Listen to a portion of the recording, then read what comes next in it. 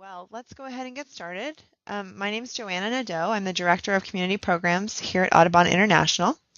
This webinar is going to focus on our Sustainable Communities program. I'll be providing guidance on starting a community sustainability effort, creating or improving comprehensive plans by incorporating sustainability, and getting certified as an Audubon International Certified Sustainable Community.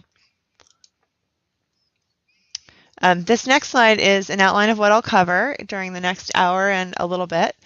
I'll start by explaining what Audubon International offers communities and defining what we mean by sustainability before getting into the details of how to start a program for your community, how to build a sustainability plan, and how to get certified. Now, before I go any further, I'm just going to check in and make sure everyone's seen the slides advance. If you're having any trouble with viewing the slides advancing, please let us know. I'm going to talk about certification regardless of whether you're starting from the beginning or if you think your community is ready to get certified, there's a path for you. And I'm also going to talk about some of the real world examples from the certified communities we've worked with. At the end, we're going to have time for questions, so please feel free to submit questions in that chat box at the bottom left anytime during the presentation, and I'll be happy to answer them at the end.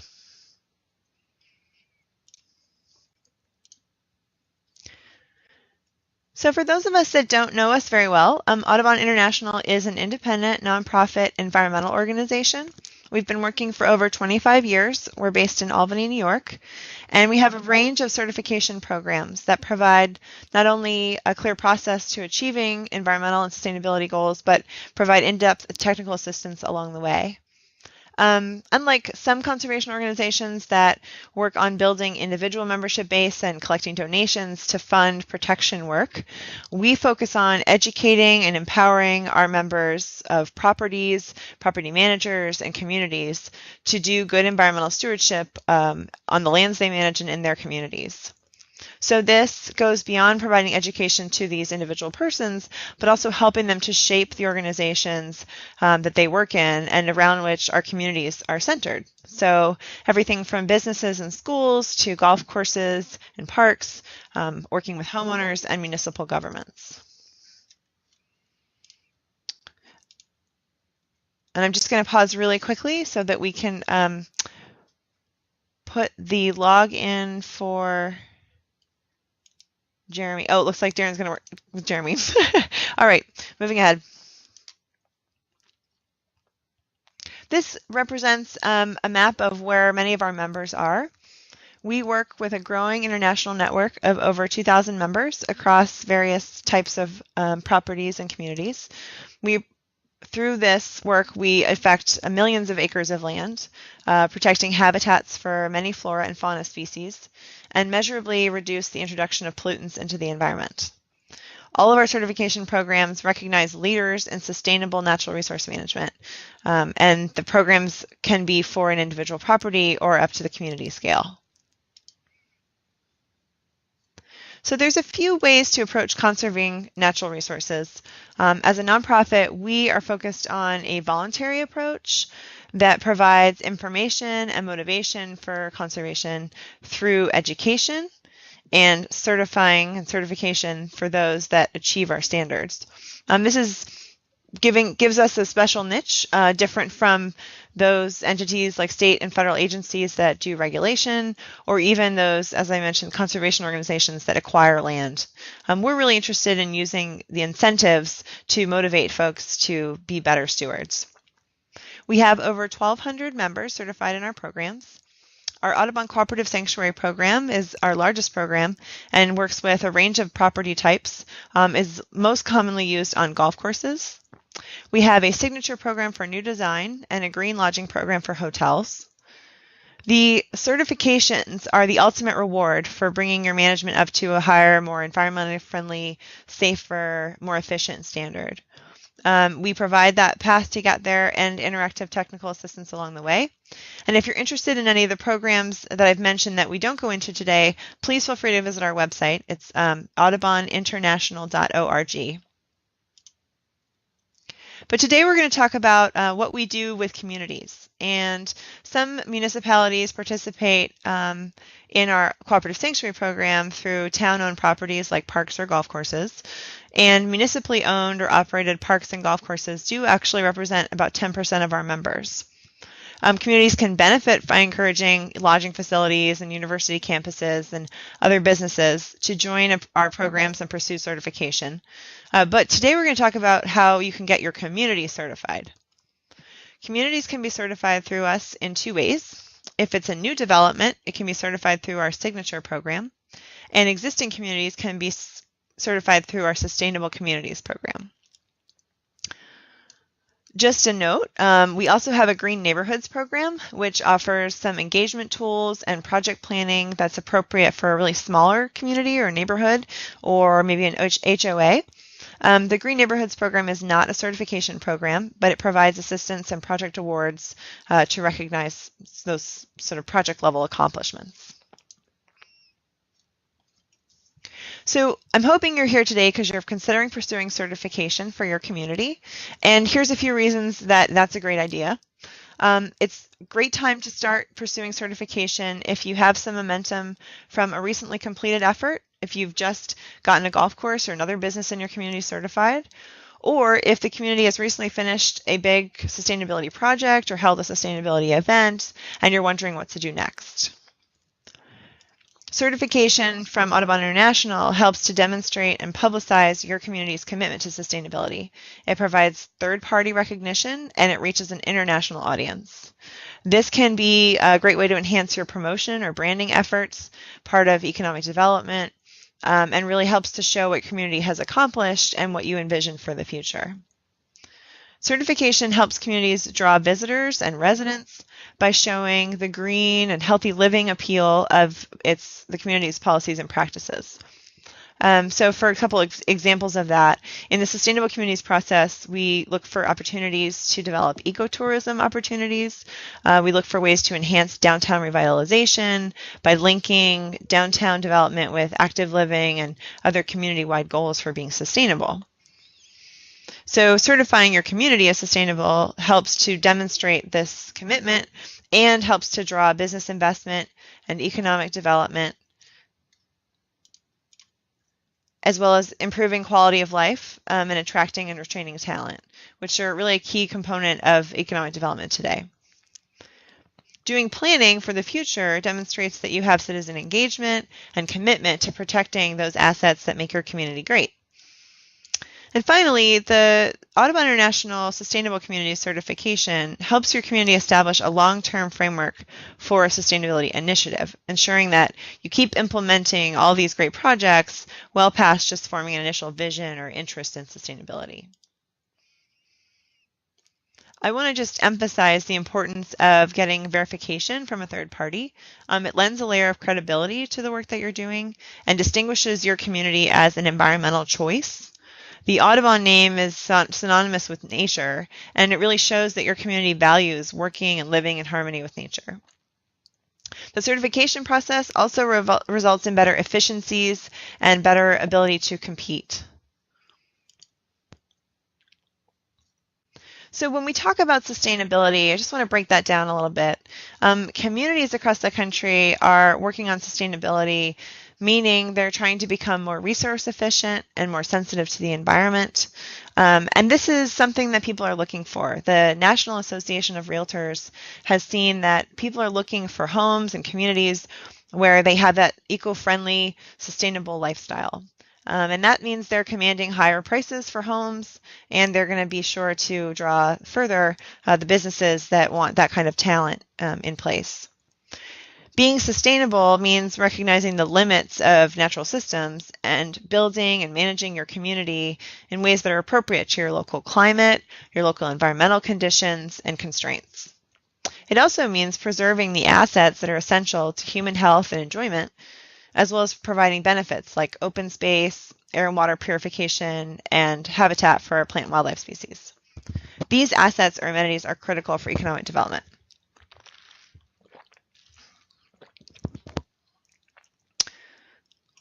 Things like recreation and tourism depend on high-quality opportunities for everything from fishing and swimming to parks and downtown neighborhoods. So whether, excuse me,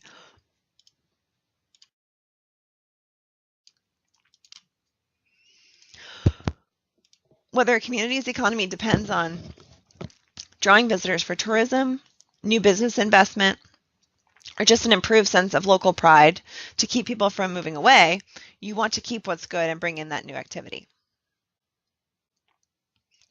If your community is not already thinking about ecotourism as part of a tourism economy, now is a good time. Ecotourism is a great example of how communities can do sustainable economic development. It's a growing industry, and it relies on preserving and appreciating natural assets that are unique to a place. So birding, boating trails, anything that supports and relies on conservation of natural resources. Audubon International helps communities recognize the interplay between the environment and economic development, and a major part of that is helping you see how you can draw on natural assets and become an ecotourism destination. So my work at AI is primarily overseeing the Sustainable Communities Program, where we help communities take steps to ensure that they are healthy and vibrant places to live, work, and play. This program has been offered nationally since 2003, and we have a public track and a private track. We've been growing the program from what was a smaller program, and now we're actively promoting it and looking for new members. The Sustainable Communities Program was created after we'd been working with individual properties, and people who had gotten a property certified wanted to then tie their whole community into the process and get the whole community certified. The goal is to establish a long-term framework or sustainability initiative in the community, which means a healthy local environment, healthy quality of life for citizens, and economic vitality. So today we're going to talk about how you do this. How do you build a community sustainability effort and moving from vision to action? Our Sustainable Communities Program and certification process follows these 3 stages. First, engaging the community and starting an effort, assessing the current situation of what's been done and where you are now.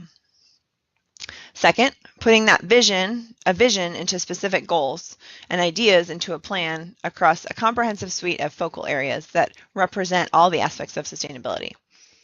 Meaning we start with where the community is and then set up targets and measurable goals for the future.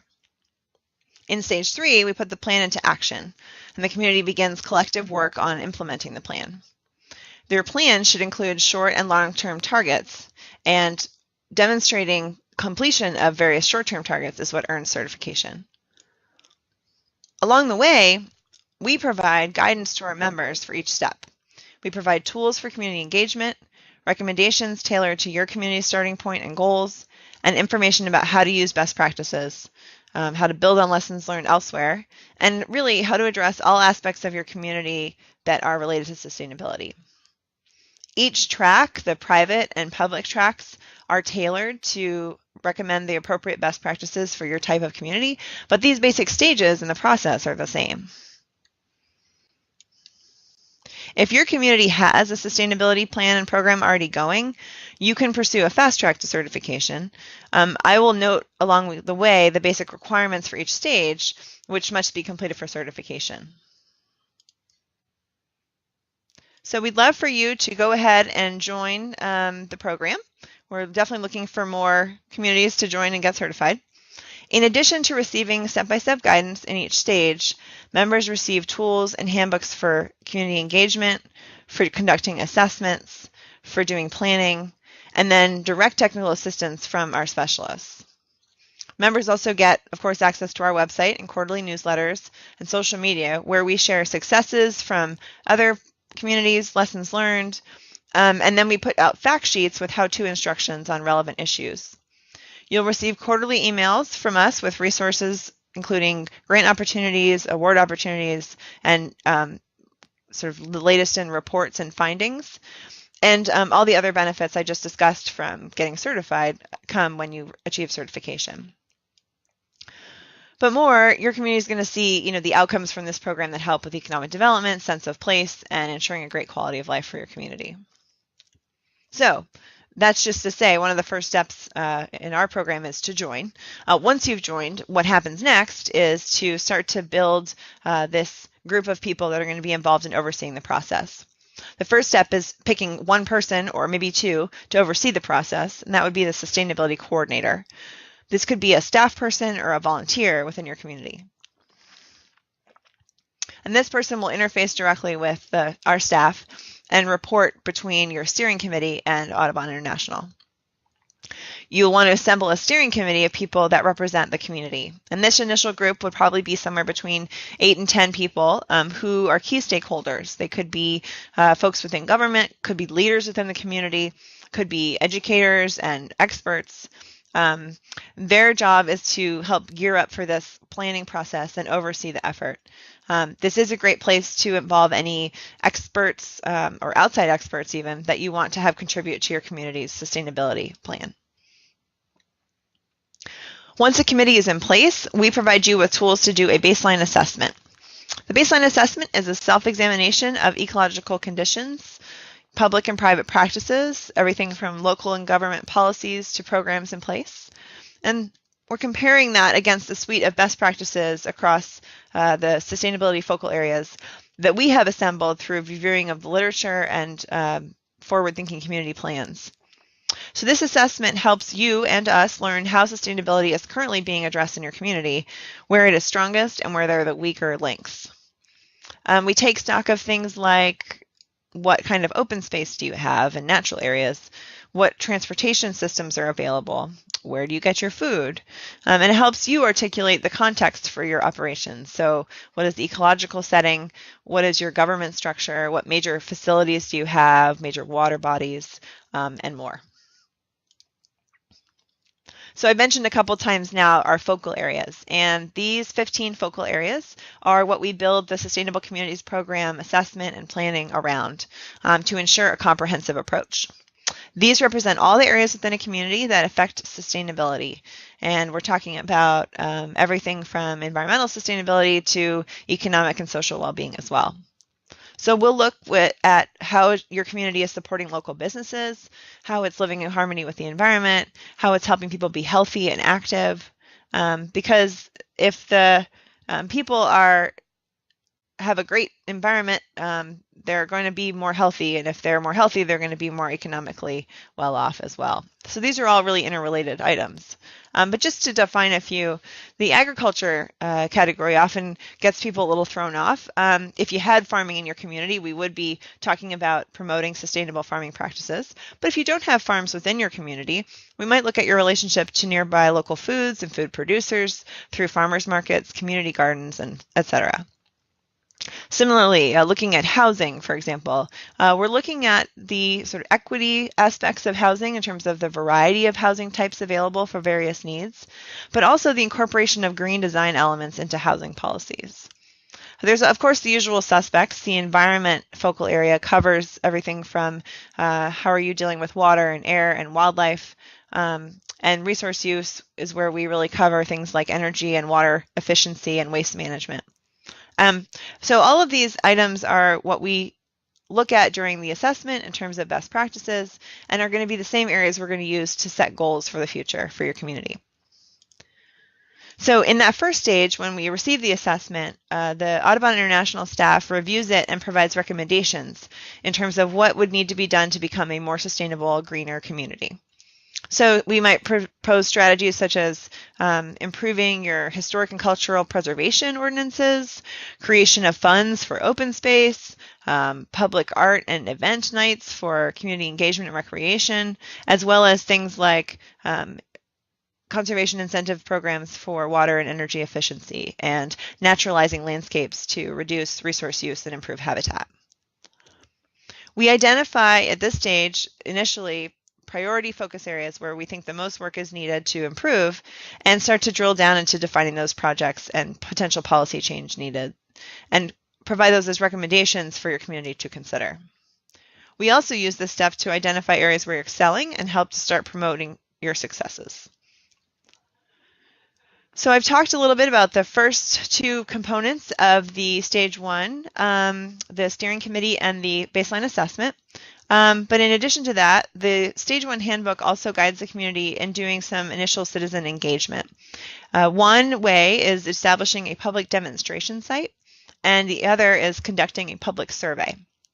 Together, these all provide a picture of where your community is starting and helps get people thinking about the issues to prepare for this visioning and planning stage that comes next. The demonstration site is a requirement for the Green Community Award because it is a site that has educational information and demonstrates the community's commitment to walking the walk. So it could be a pollinator garden, that's a very popular one, or it could be something you guys already have in place. Maybe you have you've done a LEED building, or you've created a nature trail. Then that could be your demonstration site. We would just be looking for some basic interpretive information to give people some additional education about the site. And the last step here is doing a resident survey, which is a step for determining the level of environmental awareness within your community.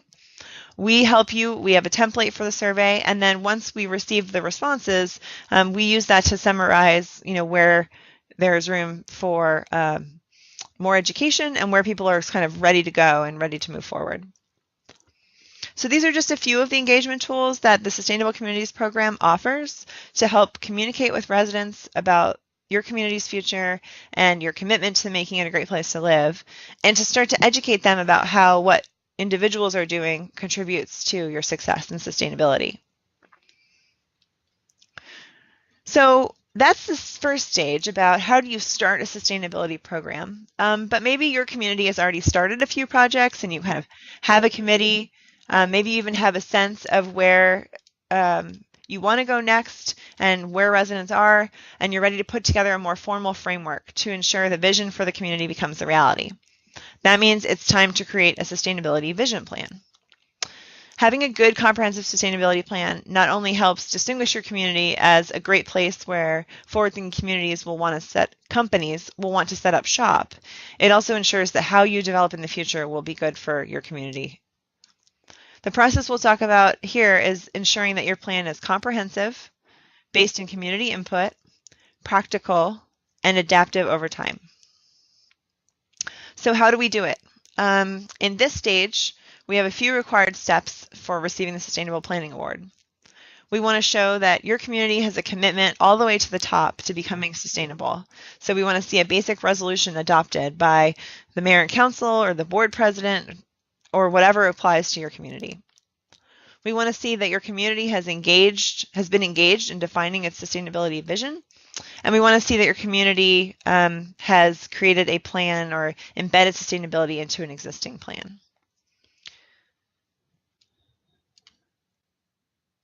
The plan needs to cover the 15 focal areas with goals for each area. It needs to link time-bound measurable objectives and indicators and short-term and long-term activities for implementation. Using information gathered in stage 1 and additional work you'll see in a second, we help you with step-by-step guidance on how to create this plan. If you're starting the stage from scratch, here are the steps you're going to follow. First, we prepare the planning process by bringing together notes on who's already doing what within each focus area, so projects and partners, as well as what barriers and resources there might be. So we can draw from the initial stage 1 assessment and give us a chance to summarize it in a form that lends itself to being shared with the larger community during the engagement and visioning phase. As we look at ongoing activities, things that are already in place, we often find that people are working on projects that don't connect them in their minds with being part of community sustainability. So things like improving transit options, planting local gardens, leading nature walks. So we want to be sure to find out who's doing what in each of those focus areas and start to think about how we can engage them as we move forward. Then we help the community identify its own priorities based on survey findings from that first resident survey that tells us about people's concerns. We have the steering committee rank the focus areas, and we provide input in terms of where we see the most room for improvement. So once we've identified those priority areas, we can then start to talk to the community about the vision for sustainability. We recommend a series of meetings, starting with a broad visioning meeting, and then drilling down into more specific focus area meetings.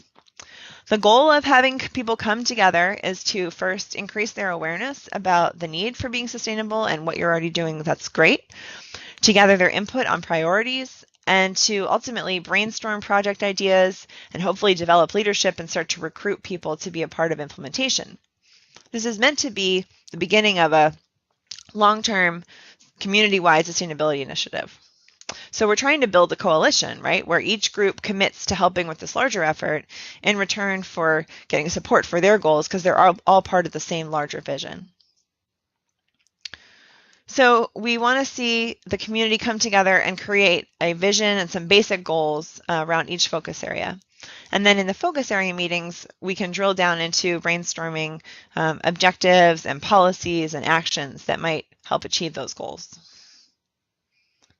Those focus area meetings can be much smaller and can be led by, one or two steering committee members, where the people that are really interested in a priority focus area can start to do brainstorming together.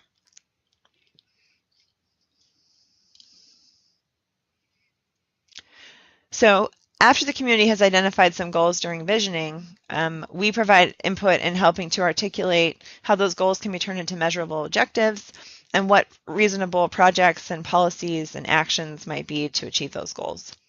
The strategies we'll look at will include anything from changing community policy, adapting or adding community programs, new activities, educational programming, and doing projects. It can be something that happens in the local government or can be an action led by local residents or businesses. So all of this information about the goals and the activities are going to be turned into a plan just by writing it down. And here's a great picture of the example of just in a table where we're linking goals on the left side to actions and responsible parties and indicators. If you have a plan already in place, then we're going to be looking for these elements within your plan, and if they're not there, making recommendations about how you might enhance it. This plan, and when we talk about a plan, we're really thinking about this table summarizing goals, projects, and indicators, forms a structure that you can use over time to track implementation and report progress towards your goals.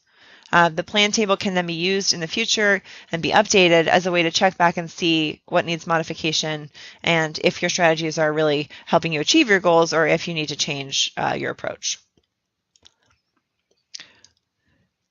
I mentioned indicators. The last thing we're looking for within the plan is that each goal has some sort of measurable indicator or two or more that can help us track the success. And we are able to provide you with a list of recommended indicators appropriate to your goals. It's going to be unique to each community to identify what's practical to be measured and what's really appropriate to the goals you've set. But we have a pretty standard list that we can offer and help you figure out how to do that and how to collect that information. So I'm talking generally in sort of planner speak here about goals, objectives, and strategies, but I want to give you some examples now from specific focal areas to make sense of what it looks like in real world. So start here with the open space and land use category. A goal that we've seen in some of our plans is the importance of open space and wildlife corridors.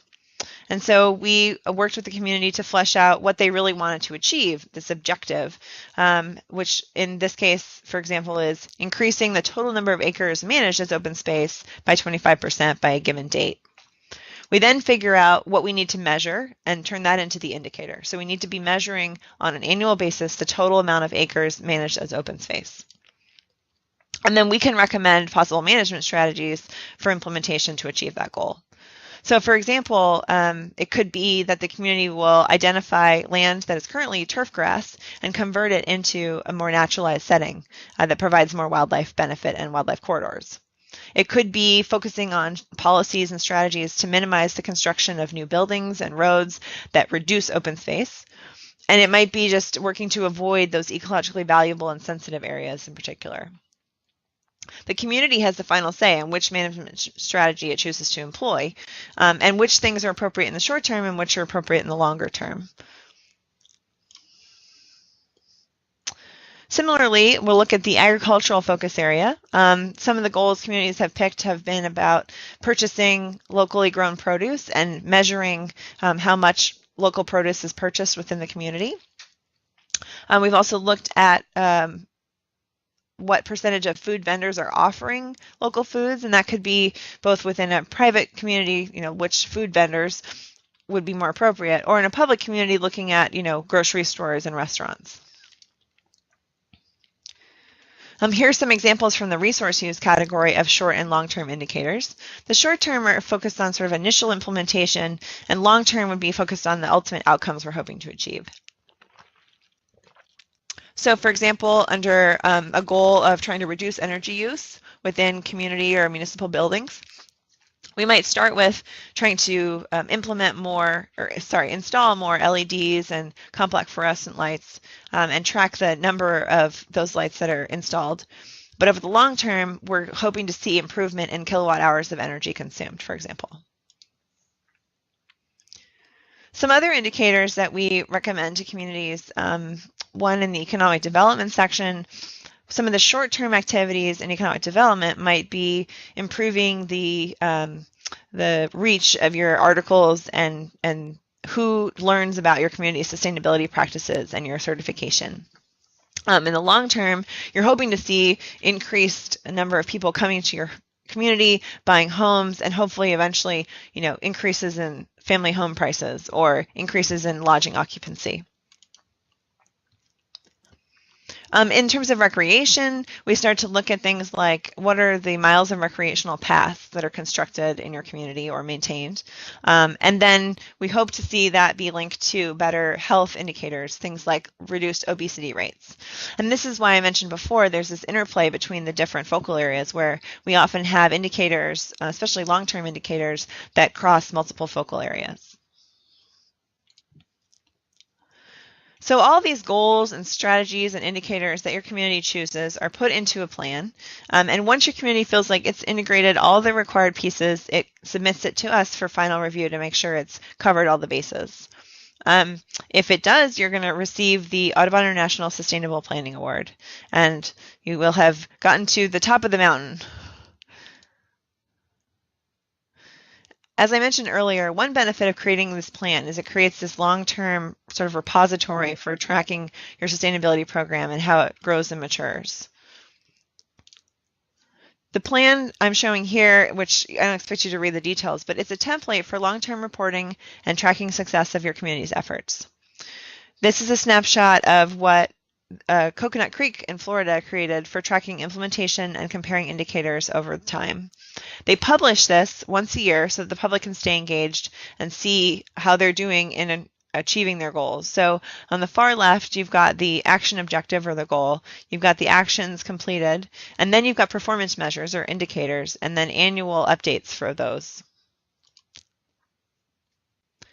So I said, you're at the top of the mountain when you've written your plan. I think a lot of the work goes into creation of the plan. And at that point, the hope is that you've got enough people involved that you're really off and running and people are ready to go. And at that point, it's just about finishing up the process and documenting it and getting certification. So we want to see in implementation that the community is taking initial steps towards its long-term goals. Once it can demonstrate initial progress in implementation, so updating the indicators and showing that short-term projects have been implemented, and then getting a site visit to verify that what you've said is happening on the ground, the community is designated as a certified Audubon International Sustainable Community. Now, this is just the beginning of our efforts then to help highlight your accomplishments. We provide certificate of recognition, we provide use of our certified member logo, and issue press releases and stories to our international audience. We use our social media, our newsletters, and our partners to tell the great stories about the things that our certified members accomplish. Once you're certified, there's a recertification every 2 years with a basic review of indicator data and just a chance to check in and see how we can help to continue to make additional progress. So thanks for hanging in there as I described the long, arduous process. This often takes communities at least a couple years to complete. If you've already done a lot of this work, you'll know it's hard work, but it's definitely worth it. If you haven't done it, please don't be alarmed. We do not make you do all this at once. We start with stage 1 and walk you through step by step. But I just want to talk a little bit about some of the communities that have gone through this process and are working through it right now. We have 20 communities working actively through the program or certified already.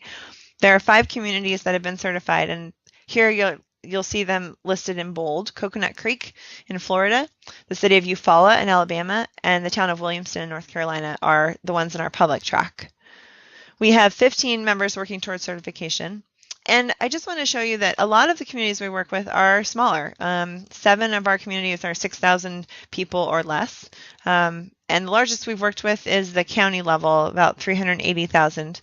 We can go bigger, but that's about the size that folks tend to want to work with us and get the assistance through the program. This is the contingent of communities that are in our private track, which, as I mentioned, follows similar steps as a public municipality, but depending on which elements of the community that they have control over, like the property owners association may not control all of those 15 focal areas, in which case they're only required to address at least 13. But anyway, looking at this list, many of them are well-known golf communities that started by getting maybe a cooperative sanctuary certified or a signature certification for their golf course, and are now working to involve their whole community and create that more consistent sustainability brand.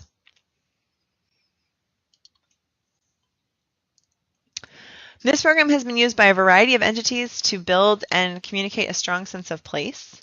As I mentioned, we build it by identifying values, by enhancing and protecting those values, and establishing a long-term framework to ensure that they're protected over time, and then helping to communicate about those values to a wider audience. So I want to give you a few examples of how those pieces have played out for some of our communities. We'll start with Rio Verde in Arizona, who is our most recently certified sustainable community. They're in the private track, and they had some good luck with public engagement. I'll also share an example of Coconut Creek, who is a municipality in Florida that went through the certification process pretty quickly because of planning work they had already started. And then I'll just share some general results we've seen in Stowe Mountain Resort, which is a private community in Vermont, and Williamston, North Carolina.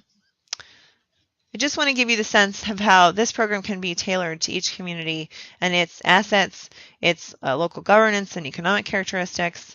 So whether you're trying to attract new residents or visitors and ecotourism, or whether you're just happy with the folks you have and you want to make sure that it's a great community for the long term, is all appropriate for this program.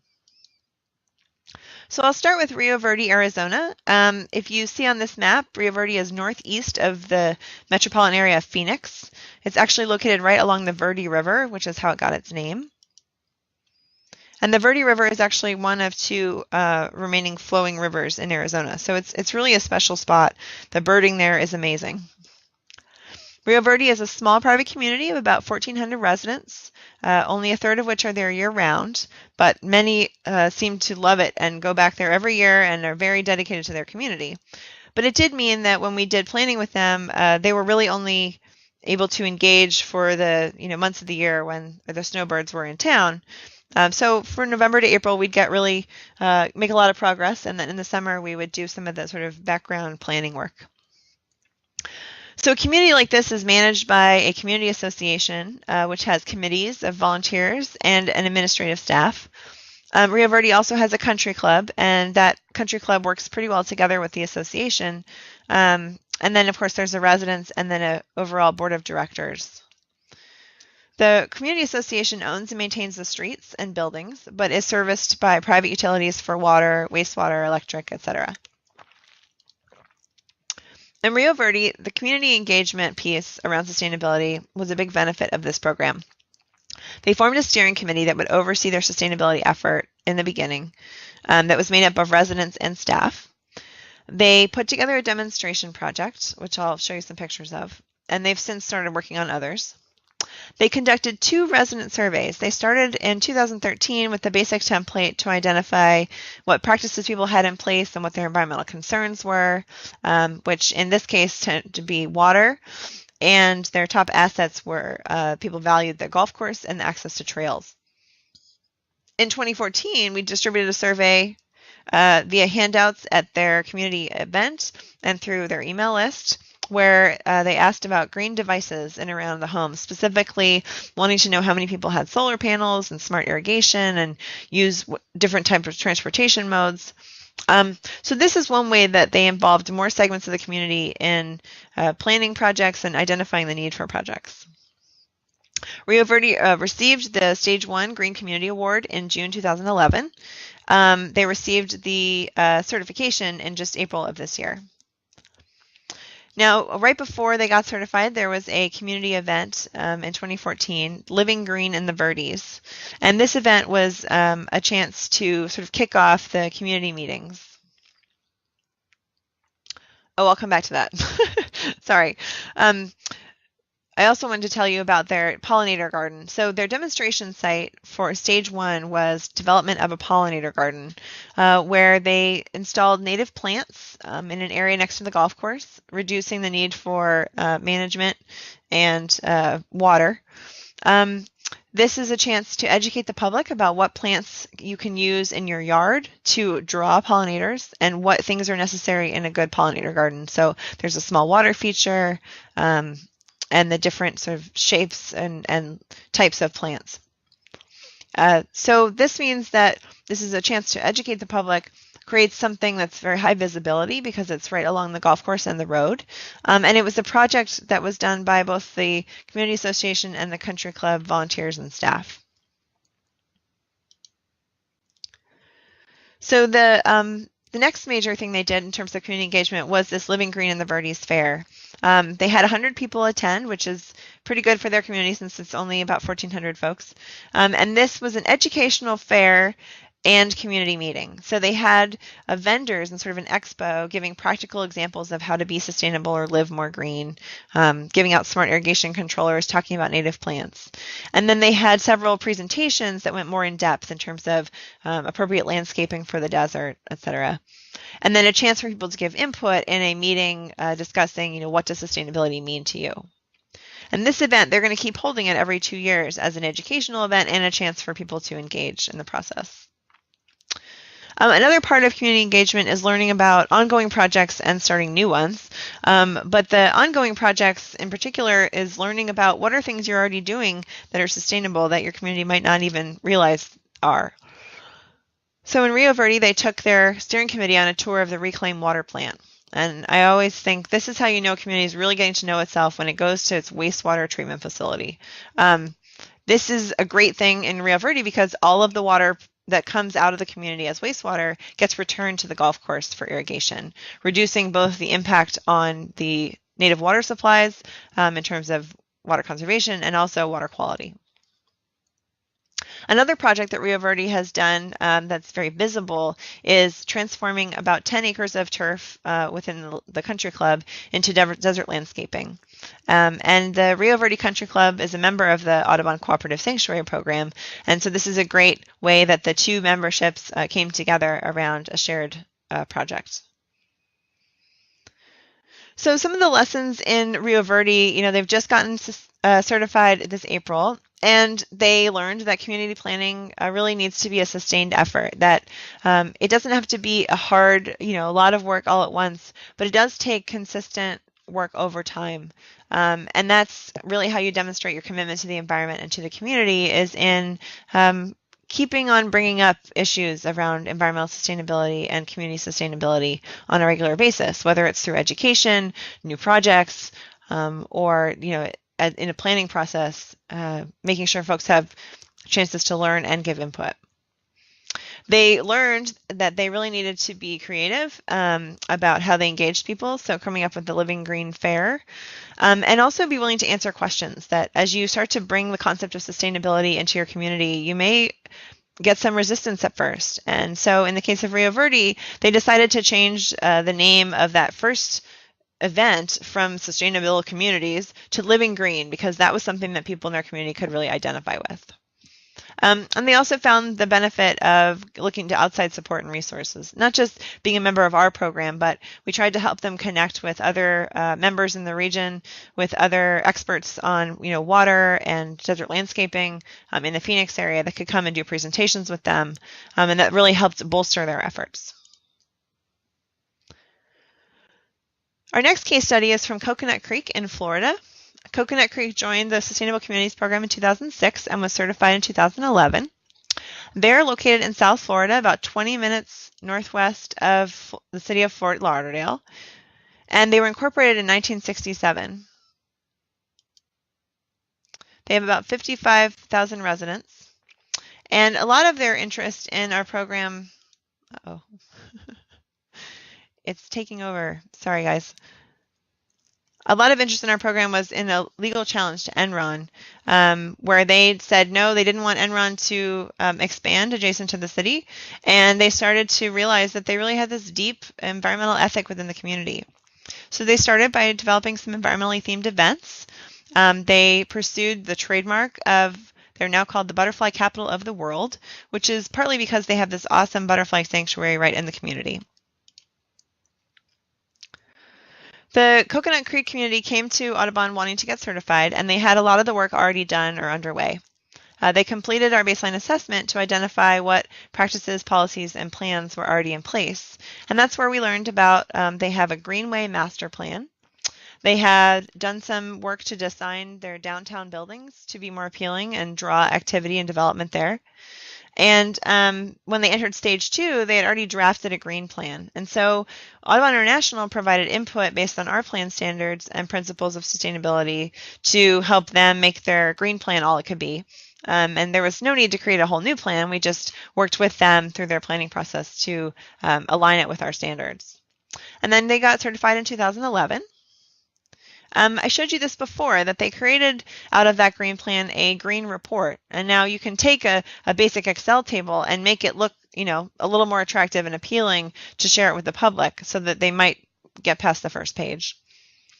In this green plan report, they're tracking not only indicators, but projects in process, dates of implementation, and they update it every year and share it with the community. The Coconut Creek Plan is a great example of best practices in comprehensive planning, and that's not only according to us, but also according to the American Planning Association. They have a standard for comprehensive planning for sustainability, and one of the main pieces is on showing accountable implementation, that you show responsible parties for implementation, that you identify funding sources and metrics, and that you link the plan with budget planning. And Coconut Creek did all of these things. In fact, they linked their green plan with their annual budget planning process to identify the needed projects to be funded. So I just wanted to mention briefly this resource from the American Planning Association. The Sustainable Communities Program's planning requirements line up nicely with this new resource. It's seeking to be the standard for comp plans created with sustainability in mind. And if anybody wants to know more about this APA process and how it lines up with our program elements, I'd invite you to please get in touch with me afterwards. I'd be happy to talk to you about it. So I want to talk a little bit about what our members have achieved, not only in creating community engagement and building sense of place, but in some of the financial and really measurable outcomes. From Stowe Mountain Resort, they wanted to create an ethic among their residential population that dovetailed with their commitment on their signature sanctuary golf course and their green lodging facility. And so they undertook this planning process and were certified several years ago. And some of the results we've seen in the recent years have been major reductions in electrical use because of their energy efficiency improvements, and major reductions in waste going to the landfill because of a number of things, but a lot of it because of their food composting program from their food vendors. I also want to talk about Williamston, North Carolina, a town that we worked with and got certified in 2006. They passed a water conservation ordinance and implemented an incentive program for rebates and retrofits for low flow fixtures that helped them to really demonstrate responsible water management and ultimately be able to get an upgrade to their water treatment facility. Also, because of developing their sustainability plan, they were able to obtain over $1 million in grant money for excuse me, various demonstration projects for stormwater management and low impact development. But all in all, I think the biggest results are in helping citizens realize, and whether you're a public or private community, helping citizens realize that they're responsible for the future, not only of your community, but of the environment, of your economy, and of the people there. And so there's this great quote from Dr. Tom Ward from Williamston about that they learned throughout this process that they really Their assets are their beautiful natural resources and their caring community. And I think those are really the main things that make your community ripe for this type of program. If you have people that care about it, and if you have natural resources that you want to protect. So some communities have already done a lot of this work, and I just wanted to give you a quick snapshot of the requirements for certification for those who think they're ready. We have a fast track option where we can review your work against our standards and give you stage awards if we can deem that each stage has been completed. And of course, certification if all of these steps are completed. Our standards are meant to be rigorous and hold you to a standard of best practices, but they're not meant to be onerous. And so we're happy to look at what you've done in your community and determine a path forward if our existing program stages doesn't exactly fit your situation.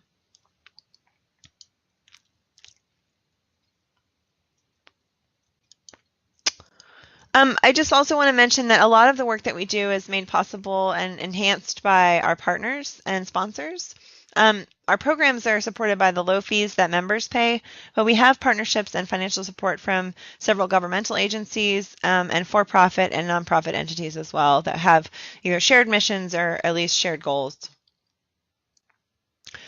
So what I hope happens in all of your communities is that your community becomes part of this growing network of organizations and communities working to ensure a more sustainable future. That you recognize that your community relies on its natural and cultural resources, and that you coordinate and begin to expand your environmental efforts. I think it's important to plan for the future, to create a plan that is based on local values and sense of place, and has specific actions you're going to take in the future to become more sustainable. And finally, I think it's important to tell your story, to find ways to communicate about what you're doing that's great in sustainability and help be a leader for others.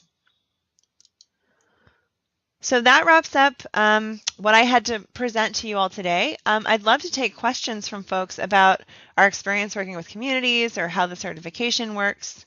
If you want to learn more about this program or any of our programs, please feel free to contact me or visit our website. We are also active on Facebook, Twitter, and LinkedIn. And if you don't have any questions and you have to go, please feel free, but I'd love it if folks could take a short survey about the webinar. And we'll paste the link into the chat box.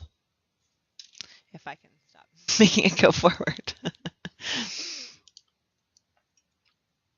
So do we have any questions from folks in the audience? Either any things that you felt like I went over too fast you wanted more on, or other things that occurred to you while you were listening? Please feel free to type them in the chat box.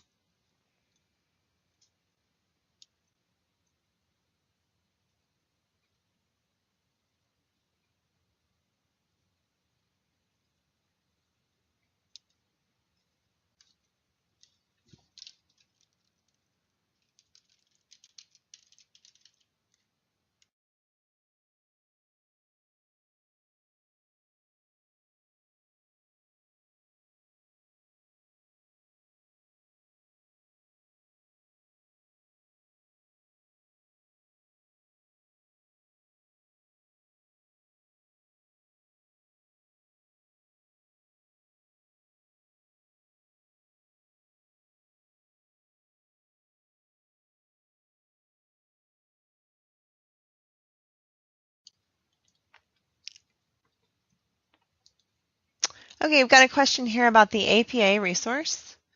So the APA, it's actually a planner's, let me get the name of this right here. It's a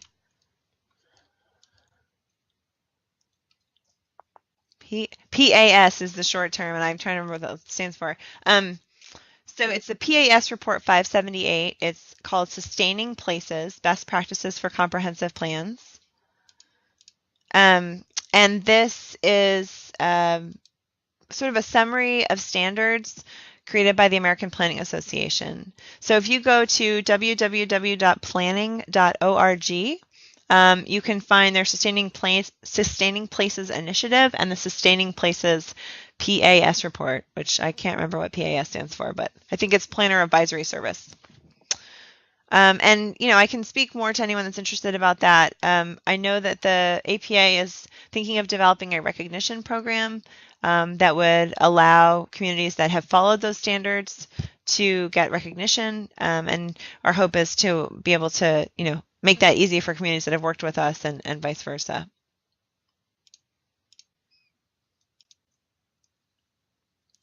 I also have a question about the indicators for the Stage 2 long-term sustainability plan. So I'm trying to determine exactly what the question is. So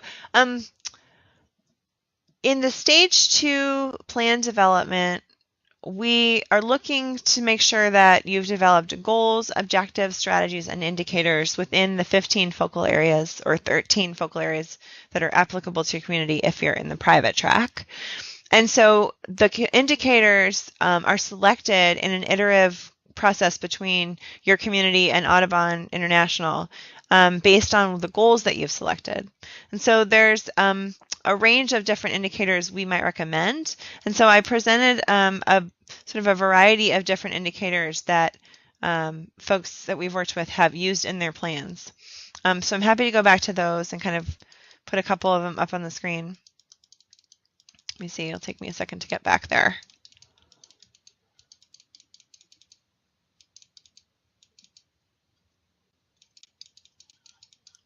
Or a minute to get back there. Okay, so I gave a few examples, starting with open space and land use. An example of an indicator would be the amount of acres managed as open space.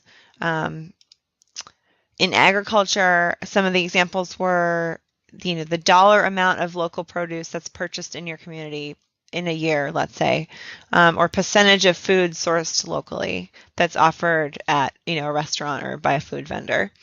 And so these are indicators that we want to use over time to track progress towards your goals. So if you had a goal of increasing the use of locally grown produce in restaurants, then you might use your indicator would be tracking the percentage of local food used in local restaurants. If you have more questions about that, please feel free to put them in the chat box and I'll be happy to elaborate. I have a question about getting this information in written form. And yeah, if anybody is interested in getting the sort of overview packet for the Sustainable Communities Program, please feel free to email me. I'd be happy to share that with you. We are also going to post the recorded webinar on our website for you to view and share until everyone falls asleep. So I'll put back up my contact information for that.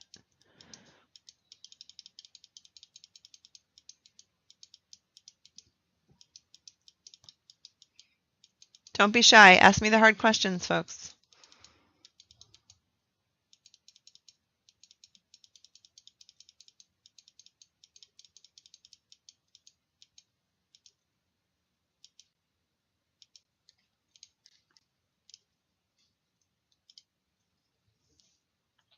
Okay, so if you want to email me, my contact information is Joanna, Joanna, at AUDUBON, that's Audubon, International, all written out, .org. You can also find me if you go to our website, which is audubоninternational.org, and you can go to our staff page, and you can find a way to email me there. I also have our phone number here is 518-767-9051, extension 124. Oh, thanks, Darren. Darren just put it in the chat for those of you that weren't looking for the true audio experience.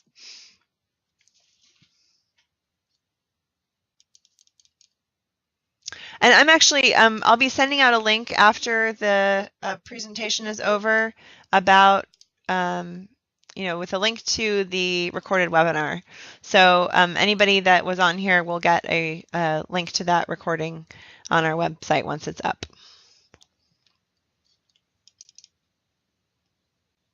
Did I miss any questions other than audio being challenging for some people? We were trying out a new webinar system here, so also be happy to hear anyone's feedback about if it worked for you or didn't work for you, because we'd like to know if we should use it again in the future.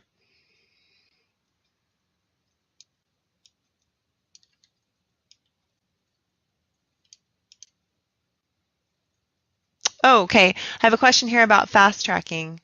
So let's see, I'm going to go back to that slide. So if your community is already a member in the program, just reach out to me and we can talk about doing the fast track and what is required. If you're not already a member, the first step would be you'd have to still pay the annual membership fee, which is $500 if you're a public community and $1,000 if you're a private community. And then we could talk about, what there is to be done still and what you've already completed. And actually, I should have said this before, but the stage 2 fees are set based on population size. And if cost is an issue for your community, we can always help you look for funding sources for the fees. So, for example, we recently had the Toro Company fund 2 communities that joined the program where the Toro Company has facilities. So we can always look for sort of corporate partners like that to help with the fees. For any existing members that are part of any of our other programs that are interested in adding a community's membership, we have offered incentives in the past. So if you're interested in receiving a discount on membership because you're participating in one of our other programs, please contact us and we'd be happy to